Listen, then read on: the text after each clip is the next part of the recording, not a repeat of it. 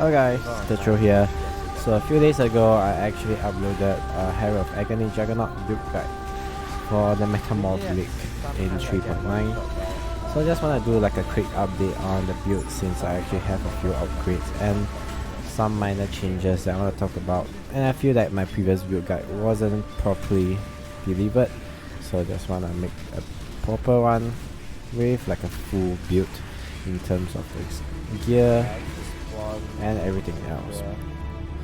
So overall, from my previous video, which is like 2 days ago up to now, which I'm making the video, I actually upgraded my Empower to a level 4 and also my Hero of Agony to a level 21. So with my helmet, I'm actually boosting it to a level 27 Hero of Agony. The damage is pretty massive. I'm actually doing like tier 16 in the background below and actually destroying all those betrayal syndicates and also bosses from tier 16. Monsters are all getting one shot, even like when I only have like 20 to 30 stacks. Once I actually manage to get 40 stacks, the damage is actually really insane for how much investment I actually put into the minion damage. This build is actually one of the more viable tank builds in the game because you don't really have to invest anything much into the minion damage. You can just put everything into your HP, armor and your resistance, and you're still getting really good damage. I also managed to quality some of my gems that are more important, like your support gems like damage on full life support, projectile weakness, and also returning.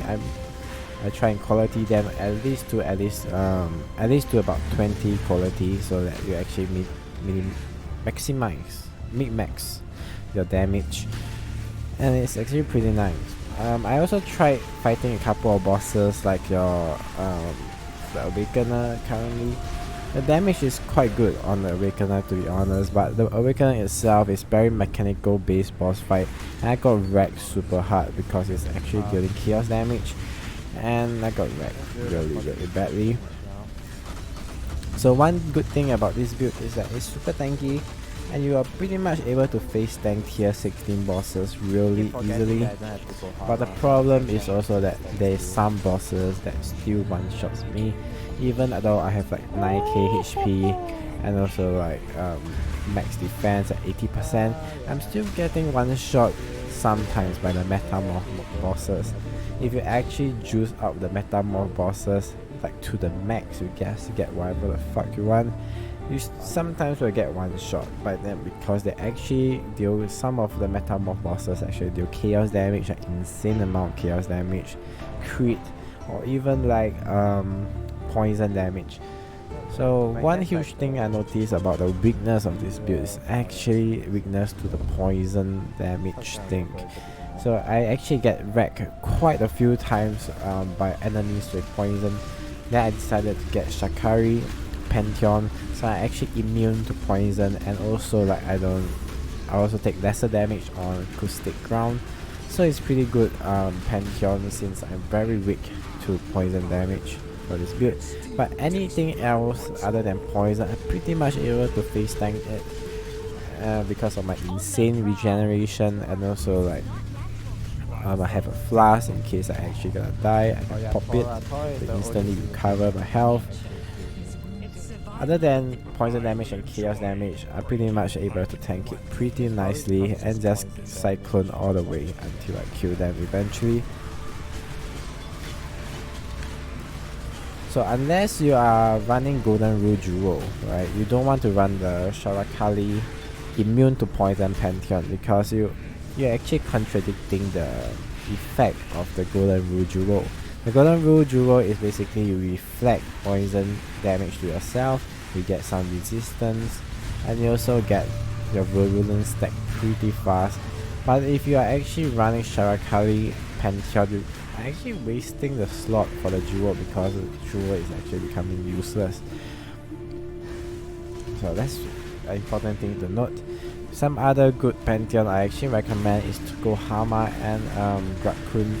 These two are also really good. Tukohama is really nice, you can just stand still, get a ton of regeneration and physical damage reduction.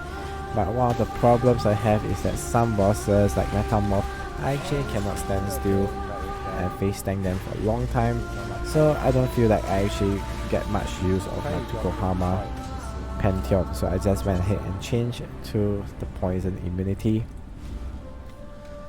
So overall, I think you can either go for a bow or a cyclone to get your virulence stack up. Bow, you can use Pure Rain, it's really cheap actually, and it's probably like a really nice option for league starter to go with the bow. You can go with champion, you can go with the guardian. I actually went with the Juggernaut. A lot of people went for the Juggernaut because Juggernaut is just overall super tanky. There's actually not a huge downside to Juggernaut. The nice thing about the champion is that you actually deal more damage than the Juggernaut version, but a little bit less tanky. I actually prefer Herald of Agony builds to be tankier because you're actually not gonna scale much damage anyway. Your skill links are mainly from Virulent Charge and also the minion gem level, right? So nothing much, nothing real reason why you want to go for champion over Juggernaut unless you want a little bit more damage, but I actually prefer Juggernaut by a lot. So this build, we can try it out. I'll put the power building down in the description below, and there's only the Juggernaut version. So actually just gonna show you my current character in the Path of Exile. Just gonna put on Do Not Disturb and show you guys my character. So for Flask, not much of a difference from what I previously showed you guys 2 days ago. Forbidden Taste is as good as it is. For High Life Juggernaut, you got your Jade Flask, Granite Flask, and Basalt Flask. All are very good defensive flasks.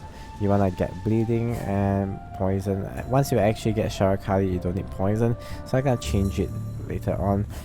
The Jade Flask is really nice for just an increase in evasion and also a quick shield for a little bit more speed. I feel like you don't actually have to go for so much defensive. You can go for one more like a Sapphire Flask for more damage if you really want the damage. Now the damage is actually pretty good, so I don't feel that I need that much of DPS right now. So we are currently at about 9.2k HP at level 91. Once I actually get to level like 93, I'm gonna get this normal jewel slot here. I'm gonna put in an Abyssal Jewel. The reason why we are going with Abyssal Jewel with this kind of build is because most of the minion builds you want Abyssal Jewel, because you can get really good minion nodes like added flat damage, right? Attack speed and flat life. This is pretty good. I got this one for 1 Exile, this other one is like 40 chaos and like 40 plus chaos.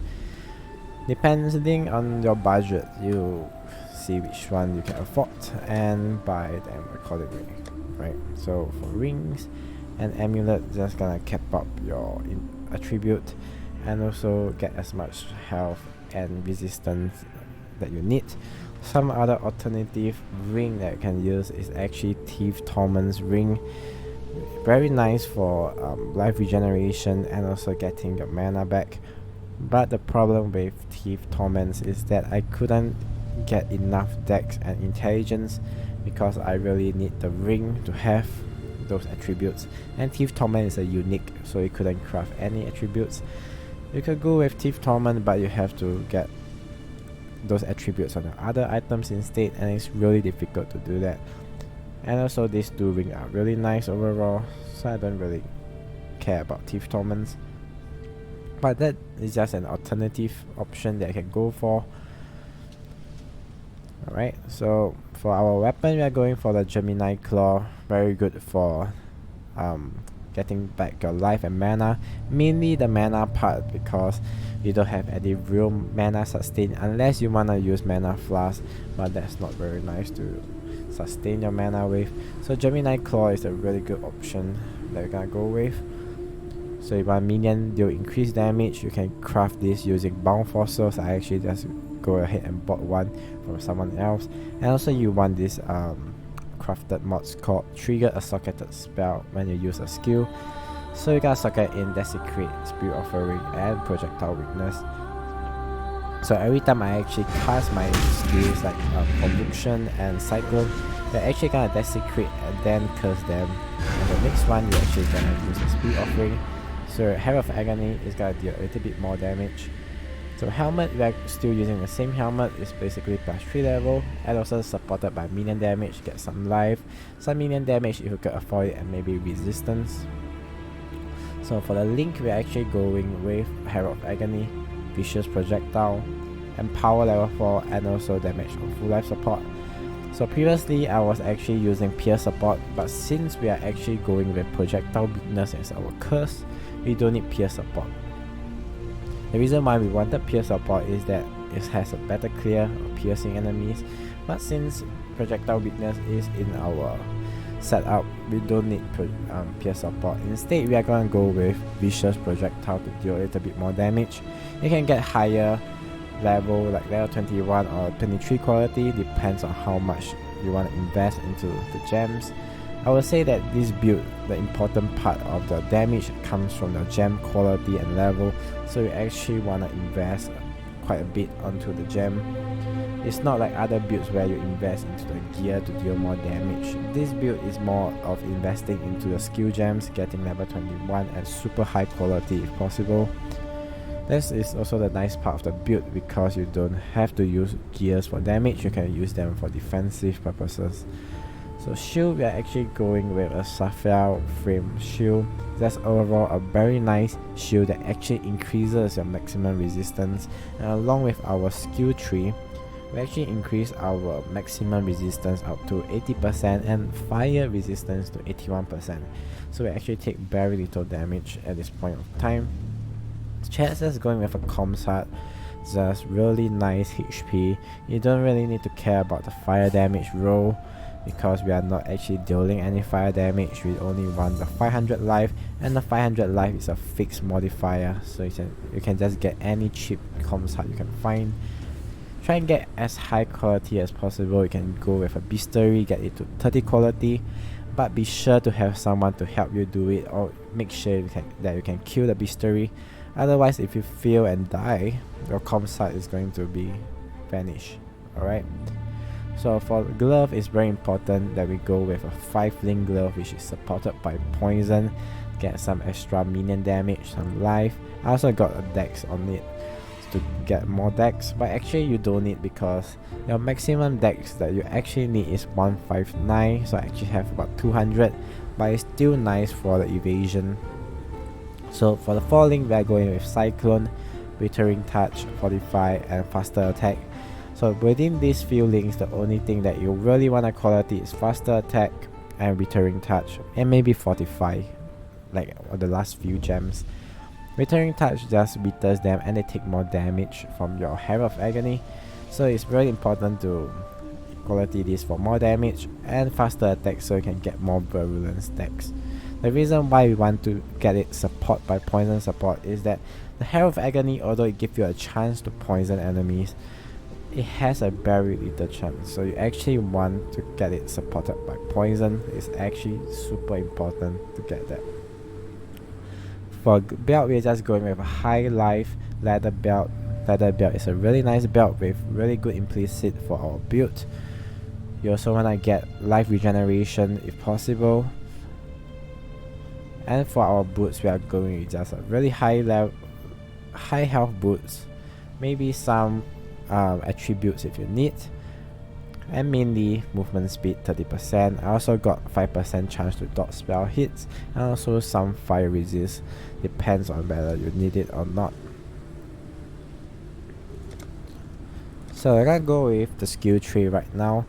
Basically very simple skill tree, investing a lot heavily onto HP and capping resistance, your armor. Very simple skill tree, so we're just gonna go ahead and go down here, get all the life notes.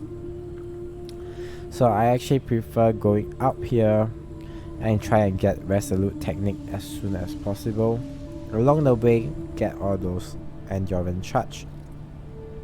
And also this node is really nice because you're able to cap your resist easier.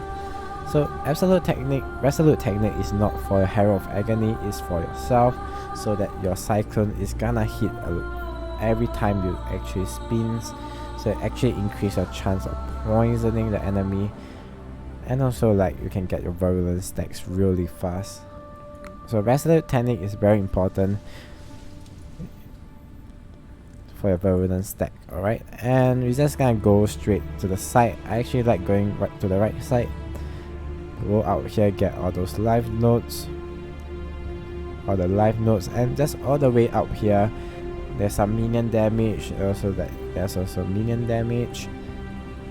I also went up all the way here, grab all these nodes here. Constitution is actually my last nodes that I get. Once I reached about level 70, I actually started pouring into Constitution.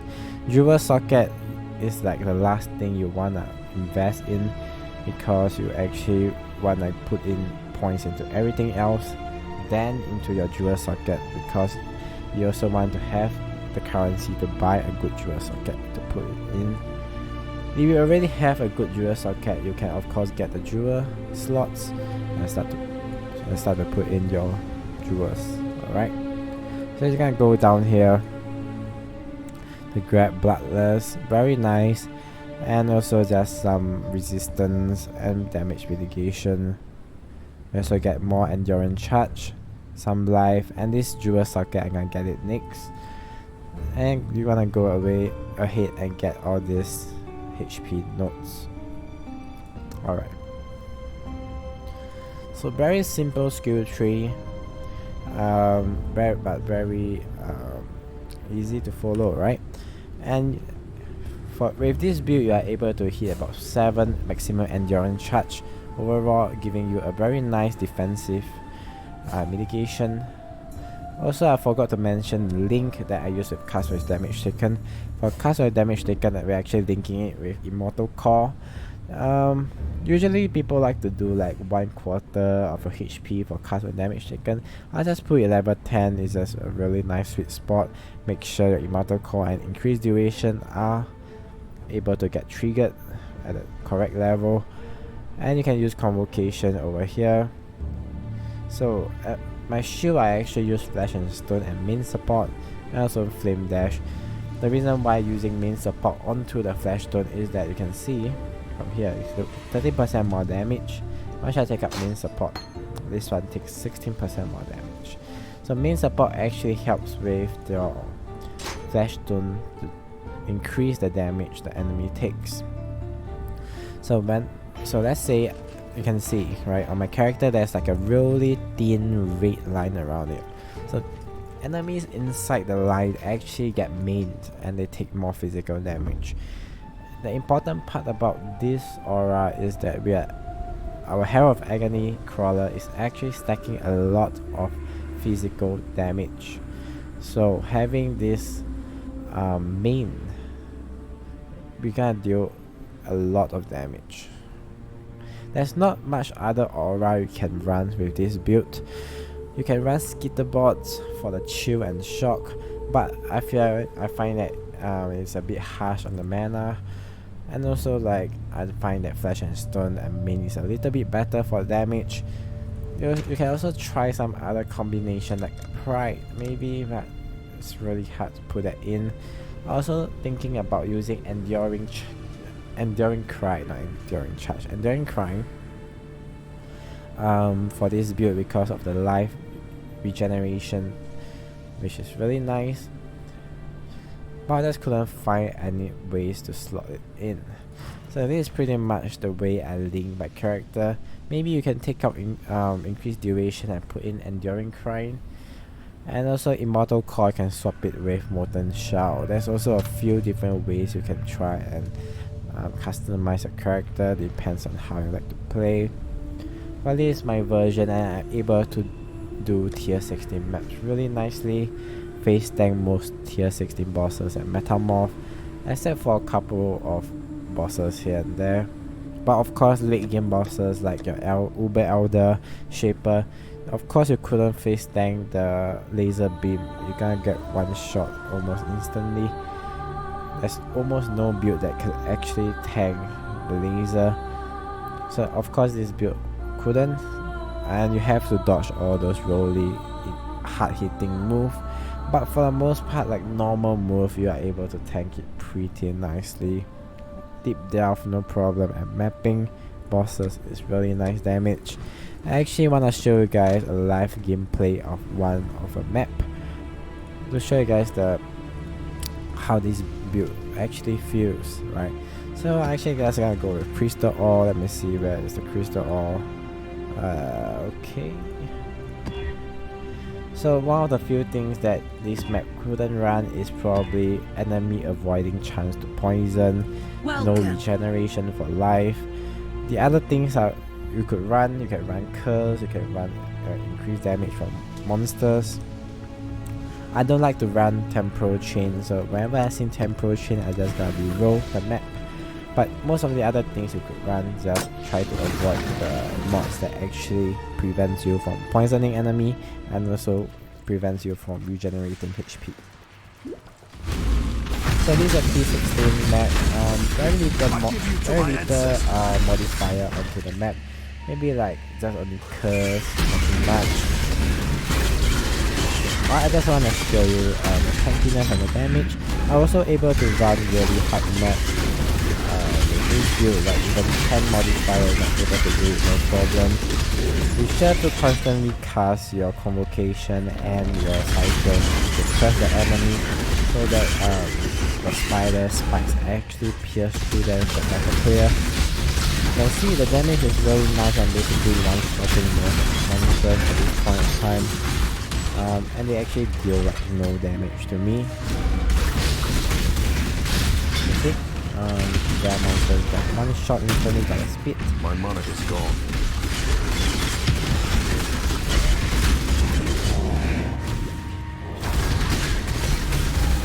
So next I do the full map with the bosses at the end and also the metamorph. To show you guys how this build actually stands up against the metamorph. Might die though, I don't know if it really well. But I think definitely sometimes you get one shot. It's not 100% you won't die with this build. There's also like some situations where monsters are really juiced out and steroids, they just like deal incredible damage. No tracks, you cannot get one shot sometimes. You know, like even if you see all those like pro players like streamers having like insane amount of defenses, like they still get one shot sometimes. It's inevitable. Some monsters are just really like that. Right? Sometimes I die to syndicate because they have like a lot of items. But once you actually get the proper gear going, you actually won't die to syndicate anymore. I don't actually die to syndicate anymore. I actually deal a lot of damage to them. Let me find the boss. I don't know where the boss is at. It's not over here. Probably at the other end.